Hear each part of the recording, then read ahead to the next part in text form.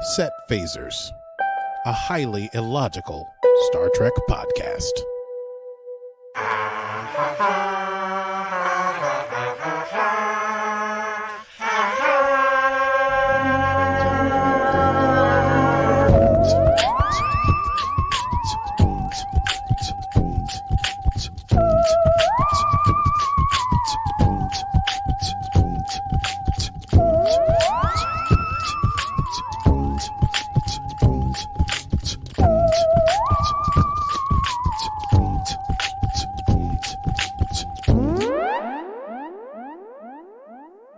And hello, Aki. And we're back, Stevie. Back. We are. And we are finally caught up. Yeah, they just can't quit us. They said we couldn't do it. But we're here. We are. Well, I mean, listen. It's Stardate 227417.4. We're here. This is Set Phasers, a highly illogical Star Trek podcast. We're talking about Star Trek Picard, Season 2, Episode 7, a little episode entitled Monsters. Yes. In the closet. Yes. Under the beds. The basement, under the bed, in your mind. In your mind's eye. And out on the streets of L.A. Indeed. Ooh, monsters. But before we get into monsters, we should probably do our little thing about Patreon. What say ye? Well, I say that join us on Patreon, why don't you? We have lots of fun things to entice you into our nerdy world. We have Zoom hangouts. We have previously Netflix watch parties, which we will somehow figure out what they're going to be now that most of Star Trek is not on Netflix. We have early access to audio episodes as well as exclusive access to video episodes of the shows as we run them down. You can join us live as we run them down, which is very exciting. And you'll also get you could in fact get a patron shout out on the show. Yes, indeed. Very, very exciting stuff. And all you need to do is go to patreon.com/setphasers, select your level. You could join us as a commander, you could join us as a lieutenant or an ensign, whatever suits your budget. But that is patreon.com/setphasers to join our crew and go boldly with us into nerddom and more Star Trek-y fun. Yeah, see you there, or be square. Yes, be squarer than us. Yeah, don't be terribly square, but be square enough to join us on Patreon. Well, with that out of the way, shall we fully catch up and run down this episode? Woo! It's time to run it down. Can you run it down for me? Talk about Picard now. Run it down for me.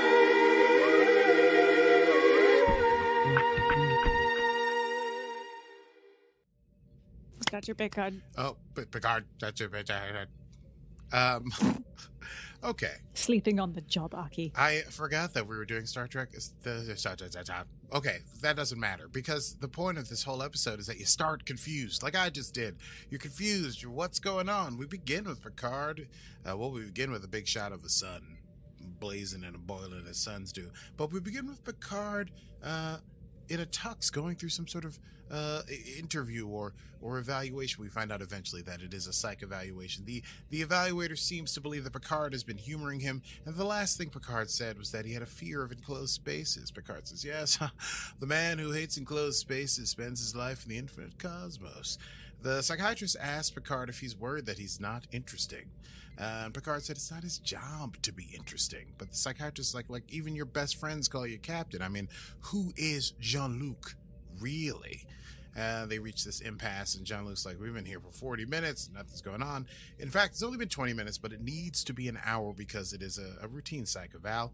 And the psychiatrist is like, listen, why don't you, tell me a story. We got to talk, so tell me a story. He picks up the model of the sun, hands it to Picard, and says, tell me a story, like a children's story. And Picard tells the story of a queen with fiery red hair who was good at telling stories. And then we flash in, we envision his mother, Yvette, I believe, she's wearing a crown, a queen, and she's painting on those windows in that atrium that he was staring at in the first episode. And she's telling a story to a young Jean-Luc who's wearing a crown as a prince. Story of a noble prince and their fight against a sorcerer, but they were able to fool the sorcerer who had lost his powers, and the sorcerer fades away. The lesson is, she says, there is no better teacher than one's enemy. His mother's, Picard, young Picard. This is going to get confusing because there's going to be a couple Picards. Young Picard, young Jean-Luc, the prince, is told by his mother that he's very much like his father and that he's expressive with his hands rather than his mouth. Young Picard says, oh, no, I don't want to be like him. I want to be more like you. And Yvette says, no, you're a prince and you'll need to use your words to uplift people. She says she can see the future. And then we're back in the psychiatrist's office, and older Picard is saying, well, maybe she could because like an animal, she could sense danger. And then we flash back to the atrium and the paintings start to move menacingly in the windows. It's terrifying. And the mother, the queen takes the prince, and they run back into the house and they close the doors on the atrium just as all the windows shatter. And they go running into the basement tunnels, and they're running through one room, and Picard's foot gets stuck, and his mother comes back to try and save him, but then is pulled away into a further room. And we realize this is all in Picard's head. No need to be confused. Remember that we were going to jump into his subconscious? That's what we're doing here. It's episode 7. So back at the clinic, which I looked up. This clinic is called Clinic La Mariposas, which I'm pretty sure I didn't look up, is the Clinic of the Butterflies, the Butterfly Clinic. That is correct with my knowledge of Spanish. Yeah, well, butterfly effect in full effect. Anyway, they're back in the clinic. Seven is Seven and Rios and Rafi are there, as well as Tallinn, and Picard is on the bed. Seven is worried that they haven't heard from Jurati. And Jurati was exhibiting slightly be alarming behavior the night before, i.e. she sang in front of the whole crowd with the band. And also Rios points out she kissed him, which throws everyone for a loop. So Rios is going to stay with Picard and Tallinn, and the Jurati and Rafi and Seven are going to go look for Jurati. So they beam back to La Sirena. Rafi and Seven find themselves immediately locked out of the controls. And why? How? What? Who? What? By Borg encryption. Now they're like, what's going on with Jurati? We better figure this out because we need the ship to find her and we need the ship to get home. Meanwhile, Tallinn attaches her brain transmogrifankle dink to her head and one little thing to Picard's brain. And nota bene, the thing that goes on her head looks very much like Romulan ears. But whatever, I'm sure that's nothing to do with anything. Oh, we will not find out about that later. No, of course not. And so she beams into his subconscious and she arrives at the tunnels that the prince and the queen ran into under Chateau Picard. Meanwhile, older Picard is in the psych evaluation and he senses something seemed to change when Tallinn arrives. He jibes the psychiatrist jibes Starfleet is holier than thou. He mentions, well, but Picard, you haven't finished your story. And Picard says, well, sometimes stories end with just a boy alone scared in a dungeon. The psychiatrist says, okay, fine. He writes that down on his pad. He writes that Picard is hopelessly bleak and he should be relieved of duty. And he says to Picard, you want to go out into space and you might do a suicide mission with your crew and there are 1,000 ways to die out there. And Picard goes, what? What did you just say? Meanwhile, Tallinn is exploring the dungeon inside of Picard's memory. We hear echoes of Picard as I am Locutus of Borg and speaking to Q. And, well, she finds young Jean-Luc stuck, tries to release him, but he says he can't leave without his mother. His mother told him to stay in place, and if he moves, then how will she be able to find him? She suggests that then they should go try to save his mother. And he says there's a monster that took her, and everything in the dungeon is on the monster's side. And just as he says that, all the doors slam, and everything is locked, and it's terrifying. Back in the office inside of Picard's brain, that's right, the session is over, he is told, and he can leave. But as he goes to leave, the psychiatrist mentions a little something under his breath. I mean, go back and hide wherever you hide, Picard. They told me about you. They said you were stubborn. And Picard takes umbrage that people are talking about him, that he's been inquired about directly. And he realizes in that moment that something about this situation is not right. It's not right. It's simply not real. Psychiatrist challenges him by saying, well, then, we're all here for you. And like a creepy, like, yes, of course, it's not real. But say something real. What is the, quote, ever righteous Jean-Luc hiding? And then there is a banging. And in the dungeon, Tallinn and the prince are wondering. Picard, young Jean-Luc, says they need to find the white door to find his mother, because that's where she's always behind, but it moves. And that's when they're attacked by monsters, each of them, and they're pulled apart from each other. Meanwhile, Dr. Teresa Ramirez returns to the clinic with her son.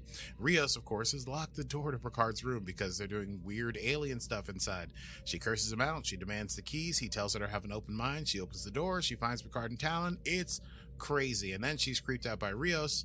And Picard is not responding to his medication, and he's kind of like, I don't know what the word is, shaky. He's shaky, fribby. He's moving around, jumping around. He's no, but that's like a thing. Well, let's say he's fibrillating. Yep. Picard is on the hospital bed, and he's fibrillating, and she's unable to get things to work. And she's like, we got to take him to a hospital. I don't have what we need here. And Rios decides, you know what, the hell with this whole time thing. We got to find us something now. He turns around. He pulls out his badge. He calls to Rafi. He says he needs a neural stabilizer stat. Rafi sends one over via transporter. The doctor is shocked. Rios says, don't worry about where this came from or what it does. I trust you. You're a doctor. Just focus and try to fix his brain. And she tries. Meanwhile, Tallinn inside in the dungeon. She headbutts the monster, demands that the prince be released. The monster laughs, ha ha ha ha ha, and fades away. She realizes that maybe the prince is doing this on purpose. He's shackled now, and he doesn't want to be unstuck. And he says, like, if he gets unstuck, then he won't find his mom. But Tallinn convinces him to try a different path, to be unafraid to trying something new, and to know that he's not alone this time. And with her bare hands, she breaks the shackles, and Picard stabilizes in the clinic. Was it because of what Dr. Teresa Ramirez did, or was it because of what Tallinn did, or was it a little column A, a little column B? I don't know. And inside his mind, Tallinn and young Picard walk to the door back into the house, and they kick it open, and they walk back into the main part of the chateau. Meanwhile, on La Sirena, Seven has figured out how to break into the systems of the ship. She had to use an encryption that she remembered back from her Borg days. And she finds some video of Jurati dressed up for the gala, so either before they left or in the middle, maybe that period of time when we didn't know what was happening with Jurati. Jurati shows up, and using her hands and weird stuff, she puts Borg code into the ship. And so Jurati and Rafi realize... And so Seven and Rafi realize they must find Jurati immediately. I'm going to keep all these people straight. I'm telling you! Meanwhile, Picard, older Picard, and the doctor in the doctor's office, that all melts away, and Picard meets Tallinn and young Picard there in the main chateau. In his mind, he's confused. The banging starts again. They turn around. They see the white door, and next to it, the evaluator from before. And Picard confronts him and said, "Is this he who locked away the Queen all this time?" And we learn that that person, that he, was Picard's father. Whose name is Maurice, apparently. What a lovely name. Picard says his father ruined his mother and was cruel, and he was the monster. And the father says, "Oh, I may be cruel, but not in the ways that you think. Remember this memory again." And Picard opens that book of drawings that he has, and we see the scene again from the perspective not of the fantastical story, and it's really Yvette reacting to the still paintings. She tells her son, young Picard, grab whatever you love, and he grabs his book of sketches, and she says they have to run down into the tunnels even though Picard's afraid of the dark. She says, it's just a game, but I can't breathe up here in this house. So they're running down the stairs. Picard drops his pad en route. He gets stuck like last time, but this time his mother is too frantic, too scared. She didn't turn around. It's not a monster that pulls her away. She just keeps running. And it was Maurice Picard, who found young Jean-Luc later, hours later. Was only able to find him because of the book on the stairs. And he says Yvette has been suffering from these bouts of terrible darkness and irrational exhilaration. And they see her trying to get her to come back upstairs, and she's struggling and she's freaking out. And so he says he had to lock her away for her own safety. So in fact, there was no monster chasing Yvette. It was her own demon. Yeah, I wrote that. They didn't say that. I thought it was cute to go monster. It was her own demons. Anyway, Picard admits that he may not have known his father as well as he thought. Then older Picard and Maurice Picard disappear, and it's just Tallinn and young Jean-Luc Picard, and the white door and the banging, and Yvette asking to be saved But Tallinn walks over and sees that young Picard is in pain, and she says, you'll do so much with this pain, you'll help so many people. And then as she says, turns for them to go, she sees Picard is still standing at the door, and he pulls a big ornate key out of his pocket, and she says, no, there's more to this story. But then Picard wakes up, and Tallinn wakes up, and they're both in the hospital. Meanwhile, Rios, outside of the room, has been drawing on the wall with Teresa's son, Ricardo. They're drawing in the wall on chalk. They're drawing like spaceships and stuff. And Ricardo says, oh, you're a spaceman alien. And Rios is like, I'm a human. And Teresa is concerned about who he really is, though. She wants him to be the good guy, but she's like, if you're an alien, a spaceship, I don't trust my instincts. And Rios is like, you should trust your instincts now. And she's like, I don't know. And then Rios says, okay, Ricardo, you want to check out something cool? And he says, I have something to show both of you. And then, I guess since he's thrown this whole caution of the continuum into the wind, he transports himself, Dr. Ramirez, and Ricardo to La Serena, his spaceship. Meanwhile, Rafi and Seven are trying to track down Girardi, and they find footage of her entering a bar called Deacon's. She enters, walks around, makes some eye contact. She walks to a nearby window, and banging on it several times, she shatters it with her hands. And as she does that, we see the nano-proby thingies traveling across her skin, and her eyes go dark as the Borg Queen continues to maintain control. Meanwhile, Picard gets surprised at the situation from Rafi. He says, let me know what's going on. It seems so strange. Tallinn confirms that Renee Picard, remember Renee? She's the astronaut in this time that has to go to Europa. She's fine, and there's been no sign of Q or Sung since last night. And Picard mentions, we'll see about that. He also mentions that, their personal boundaries, they may have pushed past pretty strongly, at least on his end. And Tallinn offers up a secret of her own. She reveals that it's a holographic technology that makes her appear human. She has, in fact, Romulan ills. She's a Romulan. And Picard's like, oh, snap, you are a Romulan. Maybe you are an ancestor of Laris that we know. And that tech could be pretty useful in the future. And Tallonn's like, well, it's pretty limited. I can't use it again for 8 hours. I'm sure that won't come back. Who knows?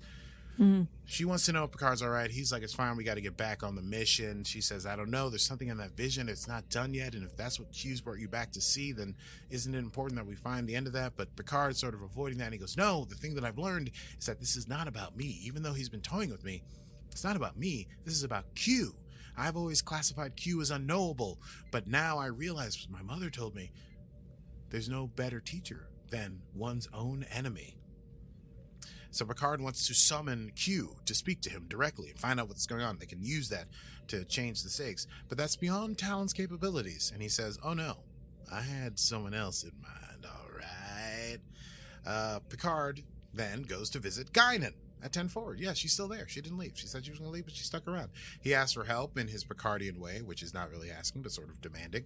She explains this whole thing about the Elorians and the Q continuum and how they had this Cold War, but at the end of it, they came to a truce, and the truce was done over a bottle of drink because Elorians associate unity with food and drink. The liquor captured within that bottle, which she is holding in her hand, is the essence of the truth, and it contains something she describes as a half-life of the events that actually happened.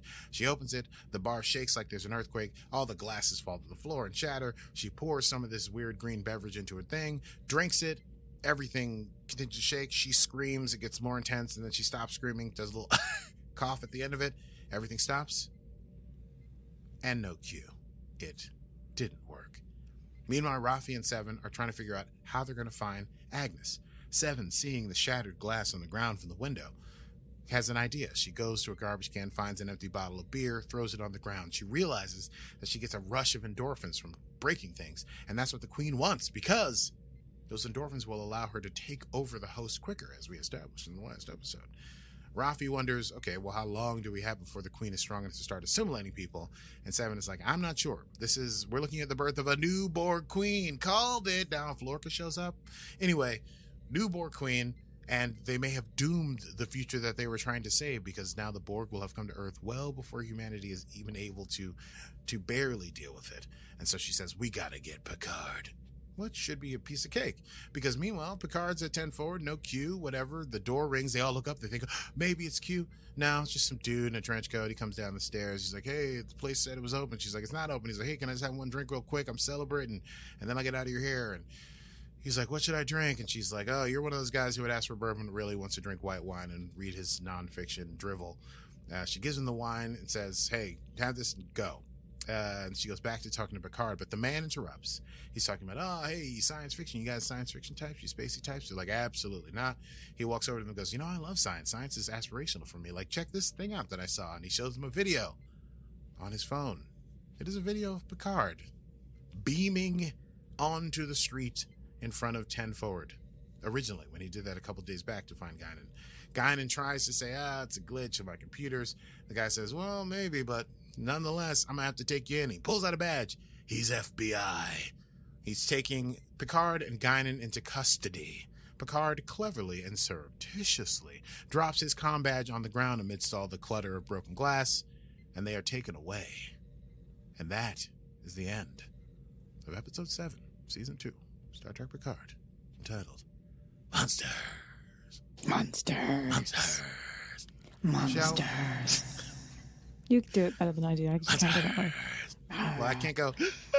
I can't do it audibly. I'm not used to air going the way. Don't want to hurt yourself. You need to use that. That's your instrument right there. Okay, this is not. Okay, let's chat about that. well, let's come back to whatever you were about to say though after that. It has nothing to do with Star Trek. I say, darling, let's do a quick chat about that. Yes, let's do. Well, Wow. it's bonkers. It is bonkers. It was a bit slow. I mean, I feel like we've had so many kind of episodes setting up story, but I can kind of see why it was necessary. And I did find it, obviously, we all are Picard fans and backstory is fun. So what did you think of mini Picard? And did you think that there was anything missing, should we say? Missing from Picard? Mm-hmm. As a person? All right, do you know what? Fuck it, I'm not going to lead you. Yeah. Where was Robert, the brother? Well, I think that the mother mentions in the first episode that Robert is in school. He's like doing a lot of studying, and the father is going to be digging in the dirt or something like that. So that's the whole thing. They were going to be playing in that atrium together. They'd be together and be able to hang out. I think that's the issue. So I assume Robert is in school somewhere studying things. But yes, Robert's not there. I thought it was a pretty interesting concept. What I did realize upon the second watch is that a lot of the themes of the story, there's like a lot of, I don't know if they're Easter eggs or little hidden things, but there's a lot of like meta representations of things that are happening in the real world. For example, the prince versus the evil sorcerer who fades away. That's certainly Picard and Q, right? Tunnels underneath as subconscious. I mean, I don't know. That's what I thought. As subconscious, and all these things about these subconscious motivations and enervation and impulse, and the id with the Jurati and the Queen using the endorphins to make Jurati change more quickly.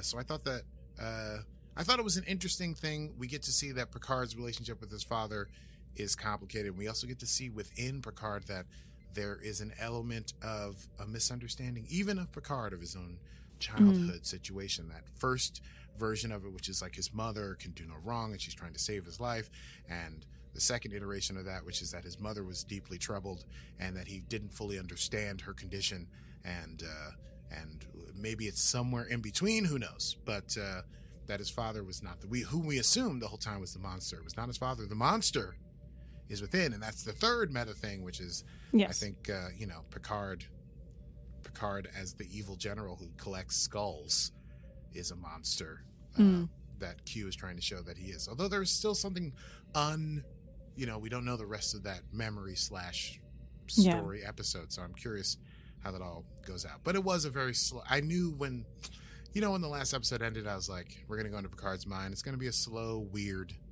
episode. And it was. Also, Picard's mother was her own monster. Did you I said she had her own demons. Do you recall? But I thought she was her own. Yes, no, she is her. That's it. She's the monster. She is her own monster. She's not locked behind a white door to be saved. She's locked because she's dangerous to Picard. But it's still interesting that she is the one giving him the majority of the wisdom. Like, know your enemy and or that your enemy is the best teacher, and also to look up, which is what the Borg Queen, who is faceless, says to Picard at the end of episode 1. And also she says she can see the future. Mm-hmm. I don't. Do you think the Borg Queen actually said that, or was that in his mind when things are all about to be blown up? I don't know. I think we're going to find out. Or, in fact, it was the Borg Queen, because if he was Locutus, then she would have that memory. She would have that memory. Yes.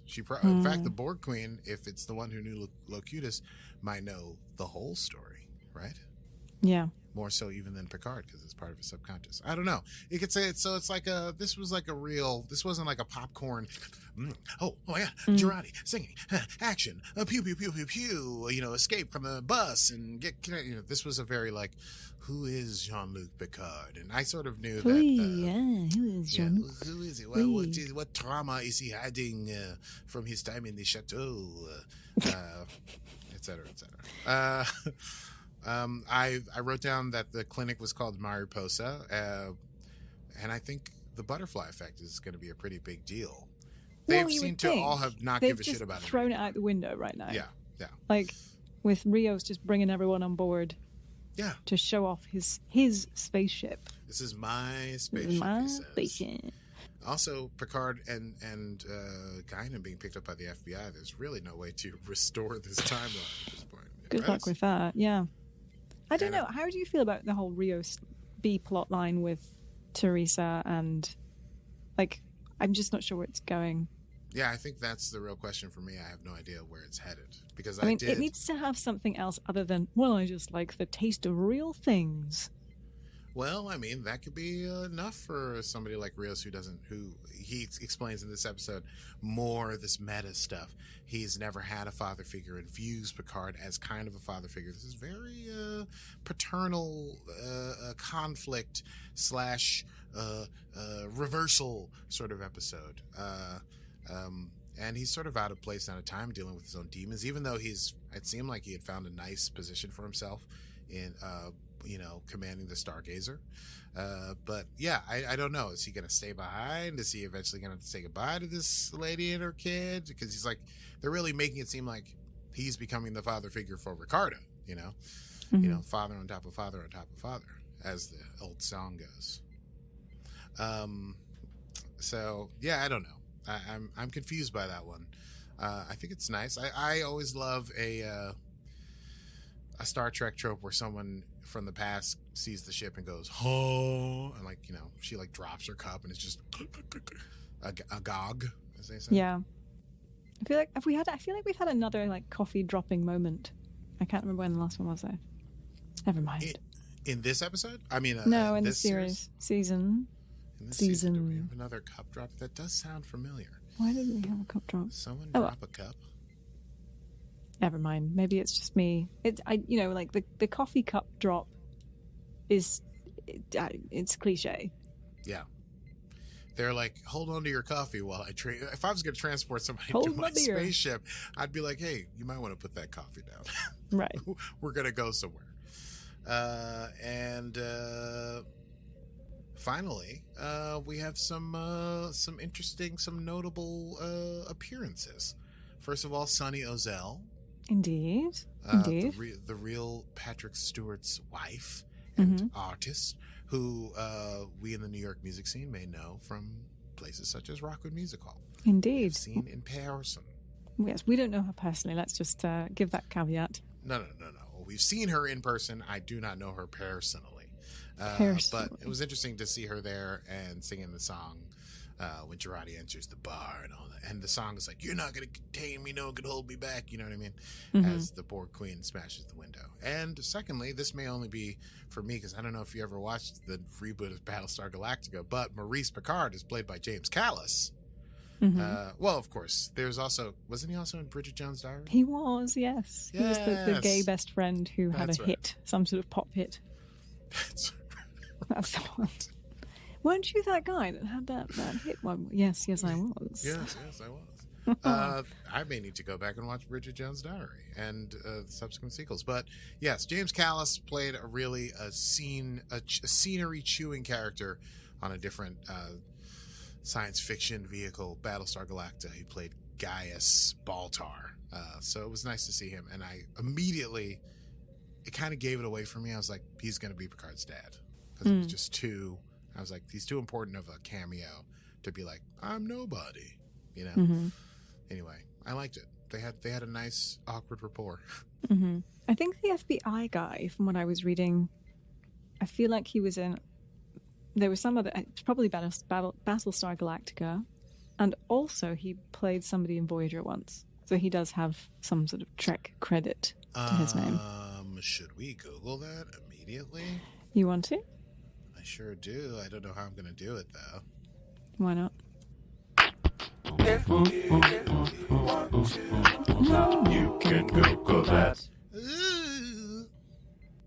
His name is Jay Carnes, most probably famous for his role as Dutch in The Shield. Don't know what that is. He's no stranger to time travel or Star Trek. In the 1999 Voyager episode Relativity, he played a temporal agent from the 29th century named Duquesne. But yes, I think that's... Oh, and sorry, it wasn't... Oh, yes, he was. He played Gaius Baltar on Battlestar Galactica. No, that's James Callis. Oh, sorry, I'm reading that wrong. Carnes would... The fact that Jay Carnes is an episode with James... Okay, so I think there was some... What's the word? The tenuous link between James Callis and 12 Monkeys, because... Oh, yes. Jay Carnes is an episode of Carnes with James Callis, and James Callis was in Battlestar Galactica, as you said. He also played Ethan Cole, the time-traveling son of Cassie and James, in the 12 Monkeys reboot. And in that same show, James Carnes played a recurring character named Robert Gale, who worked as an FBI agent from the 1940s. Yeah, I think I've seen Carnes as like a G-man in several different things. I don't think I watched the new 12 Monkeys, but I might have. But I feel when I saw him come in, I was like, again, sometimes they do this with actors where you're like, this guy is a federale. There's no way he's not. He always plays an FBI agent. Mm-hmm. So I was like, he's either he's like a different Q. That was my thought when he arrived. Like, hi, I'm another Q. Or he's here to arrest them. Yeah. Anyway. Speaking of the Q part, did you like the part where young Guinan did that hand thing? Oh yeah, that was great. That was a good. I can't even do it now, but it was something like that. Yes, that's it. Whatever. Yeah, I think it's like this. Yeah. Yeah. Because who can forget that first scene where Guinan meets Q and from behind the bar? It's very cat-like. Magic power. They're gonna do magic fight against each other. Let's go on to quotable moments. All right.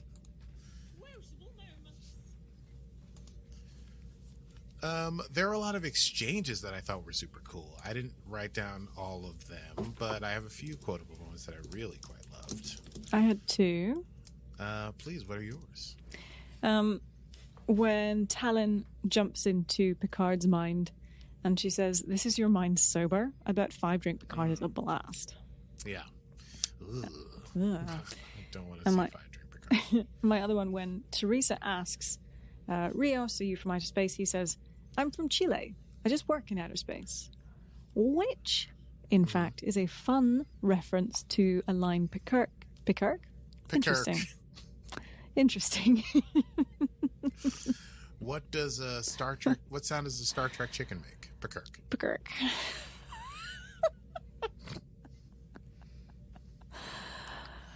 Which is a line. It happens to the best of us. Sometimes you try to say Picard and you burp in the middle of it, and other times you try to say Picard and Kirk at the same time. Picard. Indeed, that was my blooper. You had your moment. This is mine. Yeah. It's a reference to a line that James Picard made. I forget when it was. I put my reference down from an original TOS episode. I can find it and put it in the show notes if you are so interested in that line. I sort of remember that. He says something. He says almost exactly the same thing, right? Like, I'm from Nebraska. I'm from Iowa. I just work in space or something like that. Yeah. Oh, I can probably find it if you want. But I've got it. It's from reminiscent of Kirk and Gillian in Star Trek 4: The Voyage Home. Yes. Yes. I don't know what the original line was. Oh wait, he says, "Don't tell me you're from outer space." Now I'm from Iowa. You're correct, Aki. I only work in outer space.